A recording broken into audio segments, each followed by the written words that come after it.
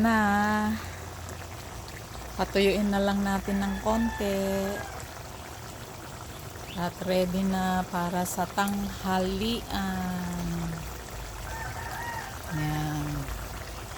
Paano ba kayo magluto nito, mga ka-reels? Laki na sili. Yan, may extender yan na gulay, sigarilyas.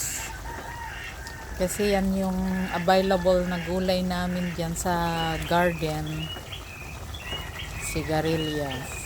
Masarap siyang ihalo kasi malutong. Ayan, tikman natin kung okay na siya.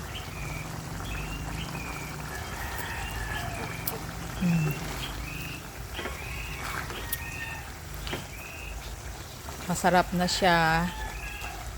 So, patuyuin lang natin konti para hindi masyadong marami yung kanyang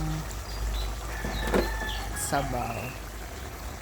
Yan. Thank you for watching. Comment nyo po dyan kung gusto nyo ng ganitong ulam. Pa-follow po at saka pa-subscribe na rin. Yan. Thank you for watching. God bless everyone. Let's eat na.